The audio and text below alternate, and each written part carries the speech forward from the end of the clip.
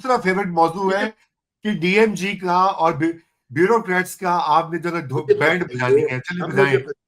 आप मुझे बताइए फैमराम, मैंने लगानी है इंडस्ट्री, किसी ने भी लगानी है इंडस्ट्री, पहले तो वो जाके आईडी कार्ड टेस्ट कराएगा।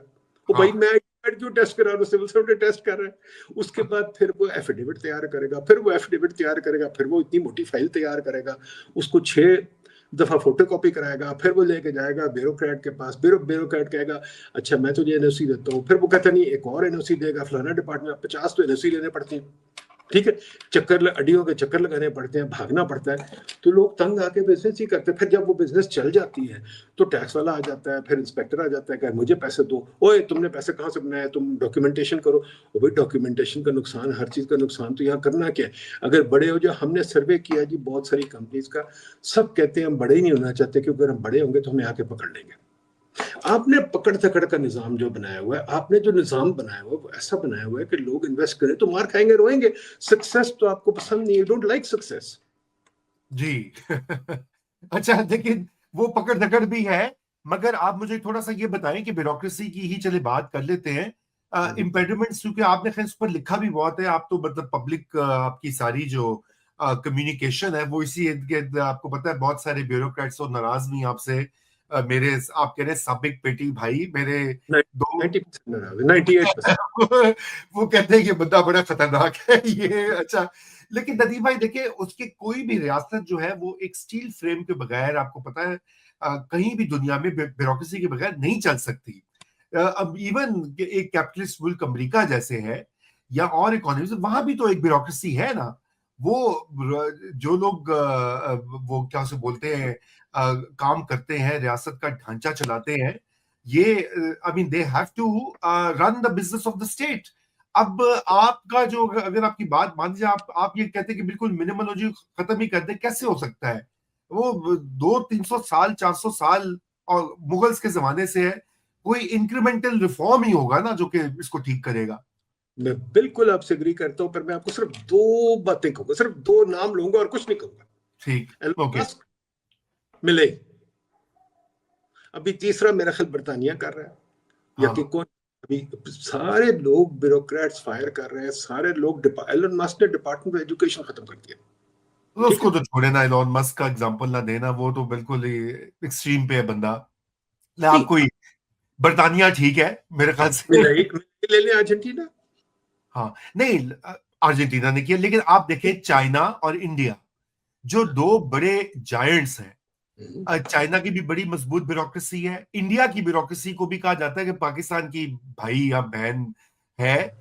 लेकिन जाहिर बात है कि उन्होंने उनको उनके यहाँ पॉलिसी जो है फ्रेमवर्क, उसमें ब्यूरोक्रेट्स खुद काफी अब आगे आकर तो इन्वेस्टर्स को फैसिलिटेट करते हैं। लेकिन देखिए इंडिया भी तो कर रहा है ना। इंडिया की कुछ हद तक बात मैं आपकी मान जाता हूँ, पर इंडिया में भी ब्यूरोक्रेसी में डेंट पड़ गया था, और ब्यूरोक्रेसी इंडिया की इतनी पावरफुल है जितनी हमारी है। हमारी ब्यूरोक्रेसी ने, इसमें हम जा सकते हैं डिटेल में, आपको बेहतर पता है, हमारी ब्यूरोक्रेसी ने डे 1 से पॉलिटिशियंस के साथ झगड़ना शुरू कर दिया, और डे 1 से पॉलिटिशियन से पावर ग्रैब गुलाम मोहम्मद के ज़माने से शुरू है, ठीक है जी। जाके जहाँ तक चाइना का ताल्लुक है, आपने किताबें पढ़ी होंगी यांगान की और लोगों की, चाइना में ब्यूरोक्रेसी बहुत वीक है, ब्यूरोक्रेसी कोई नहीं है, पार्टी स्ट्रॉन्ग है, ब्यूरोक्रेसी नहीं है। और पार्टी जो है वो जो आन कहती है, बड़ी अच्छी बात कहती है कि पार्टी जो है वो बड़ी क्लियर है एक चीज पे, उनके जो आते हैं जो भी सिटी गवर्नर्स, ये वो मेयर्स वगैरह, they are very clear on one thing, वो कहते हैं इन्वेस्टमेंट पहले आएगी, बाकी सब कुछ भूल जाओ। उन्होंने कुछ देर, उसने ये भी लिखा है 10-15-20 साल उन्होंने करप्शन को भी इग्नोर कर दिया, अब शुरू किया करप्शन को देखना। पहले उन्होंने कहा यार पहले तरक्की तो करो फिर देखेंगे करप्शन, और उन्होंने मेयर्स को कहा साले इन्वेस्टमेंट लेकर चाहे जहां से मर्जी लेके आओ। बल्कि उन्होंने जो लोकल ब्यूरोक्रेट्स थे या पार्टी वर्कर्स थे, उनको बोनसेस भी दे जब वो इन्वेस्टमेंट लाते थे, उनको कॉलोनियल चीजों में नहीं डाला। किसी मेयर पार्टी वाले को प्लॉट नहीं मिलते, किसी को घर नहीं मिलते, किसी को गाड़ियां नहीं मिलती, किसी को नौकर नहीं मिलते, किसी को बिल नहीं मिलते, किसी को फॉरेन पोस्टिंग नहीं मिलती, किसी को फॉरेन कंसल्टिंग फर्म नहीं मिलते। ये बहुत चीजें देखें, मैं तो इकोनॉमिस्ट हूँ रजा भाई, मैं तो इकोनॉमिस्ट हूँ, मैं यही बात करूंगा, आपका जो इन्वेस्टमेंट इंसेंटिव है वही आपने करना है। तो अगर आपका इंसेंटिव यही है आपने प्लॉट लेने, घर लेने, काम नहीं करना, तो और बात है। उन्होंने बना दी है चाइना में कि नहीं, आप इन्वेस्टमेंट ला के लेके आए, आप दिखाएं आप क्या बना सकते हैं। वो बनाई जा रहे हैं, चीजें बनाई जा रहे हैं, धड़-धड़ बनाई जा रहे हैं, धड़-धड़ बनाई जा रहे हैं। आप देखिए उनके सारे स्टेट ओन्ड एंटरप्राइजेज़ है, बीवाईडी वगैरह, पर देखिए उन्होंने क्या कमाल कर दिया।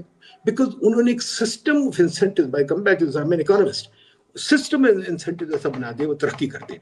यहाँ आपने सिस्टम ऑफ इंसेंटिव ये बनाया हुआ है कि ब्यूरोक्रेट जब तक चाबुक लेके लोगों को मारेगा नहीं, उसको मजा आता है मारने में, उसको मजा नहीं आता तरक्की में।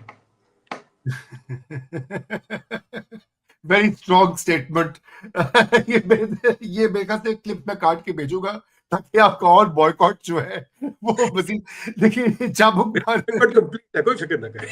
अच्छा, लेकिन लेकिन आपने, अच्छा वो मेरे ख्याल से सिविल सर्विस रिफॉर्म के बगैर तो मतलब वैसे भी हर सूरत में हमें अब अगर पाकिस्तान को चलाना है लोकल गवर्नमेंट और सिविल सर्विस रिफॉर्म की तो लाजमी जरूरत है। मगर coming back to economic growth, एक तो डोमेस्टिक इन्वेस्टमेंट को फैसिलिटेट करना, उसमें जारी बात है ब्यूरोक्रेसी को वो करना, मगर अब आप ये बताएं नदीम भाई कि और क्या किया जा सकता है, क्योंकि अभी इकोनॉमी तो काफी हद तक स्टेबलाइज हुई है। अभी आईएमएफ की जो रिसेंट एलामिया भी आया, ये जो उनका रिव्यू मिशन था, उसके बाद उन्होंने वो इसको हाईलाइट भी किया कि ये Pakistan is on the path to stabilization. Inflation भी हिस्टोरिक लो पे आई है, 1% से भी कम इन्फ्लेशन रेट है, जो कि बहुत ज्यादा कम है। मगर आप थोड़ा सा ये बताइए कि ये बल्कि कुछ सवालात भी हैं, मैं उनको भी करूंगा। ये राजा है कोई व्यूअर, वो कह रहे हैं ट्रेड विद इंडिया, तो वैसे मेरी तो आपसे इसके ऊपर पहले बात हुई हुई है, लेकिन इकोनॉमिक ग्रोथ के लिए और क्या, अगर इस वक्त जो गवर्नमेंट है वो किस डायरेक्शन में लेकर जाए इकोनॉमी को और पॉलिसी को, कि अब हम ग्रोथ के टारगेट की तरफ जाए, क्योंकि उसके बगैर तो हमारा काम हो नहीं सकता। सब बहुत सिंपल सोल्यूशन है। इनको कहीं घर बैठे रोटियां खाएं, बाहर ना निकले, ना पॉलिसी बनाए, ना कोई बेगिंग करे, ना कुछ करे, बस घर बैठ जाए और किसी रोकथाम ना करें, किसी की रोकथाम ना करें।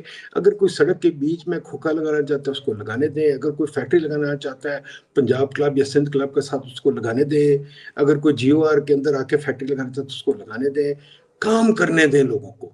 अगर वो जाके बलोच या मेरे पठान भाई कोई ट्रेड करना चाहते हैं अफगानिस्तान से या ईरान से, एक निज़ाम बनाए, उनको करने दें ट्रेड, उसको स्मगलिंग ना कहें, वो स्मगलिंग नहीं है, वो ट्रेड है। और इनको चाहिए कि सब किसी को काम करने दें, बाकी बातें छोड़ दें। टैक्स निज़ाम को मत चेंज करें, बार बार चेंज ना करें, टैक्स को एक दफ़ा लगा के भूल जाए, आहिस्ता आहिस्ता कलेक्शन बढ़ाए। ये रोज डंडे मार के कलेक्शन नहीं बढ़ेगी। आपने कर लिया 40 साल, अब नहीं हो सकता, आगे चले बस। और ये जो एनओसी और परमिशनों का निज़ाम है, ख़त्म कर दे। अगर मैं अपने घर पे 50 स्टोरी की बिल्डिंग बनाना चाहता हूँ, मेरी मर्जी भाई, आपको क्या। कहते हैं गंद पड़ जाएगा, मैं कहता हूँ गंद पड़ जाएगा तो बाद में साफ कर लेना। आफ्टर ऑल मैंने खुद देखा है बरतानिया में साफ होते हुए, आपने भी देखा है न्यूयॉर्क को हमने खुद देखा साफ होते हुए, हमारी जिंदगी में है। हार्लम में कितना गंद था, ब्रुकलिन में कितना गंद था, साफ हो गया, साफ हो जाएगा। बाकी ये चीज़ कि अगर आप कह रहे हैं कि अभी नहीं गंद पड़ा हो, तो अभी देख लें, मेरे साथ साथ चले। आपने भी देखा है पाकिस्तान कितना गंद पड़ा हुआ, हर जगह पड़ा हुआ है। और ये जो फ्लाई ओवर्स और मेट्रो शेट्रो बनाने वाली बुलशिट बंद कर दें, सिंपल सा हाँ, काम करने दें, काम नहीं करने।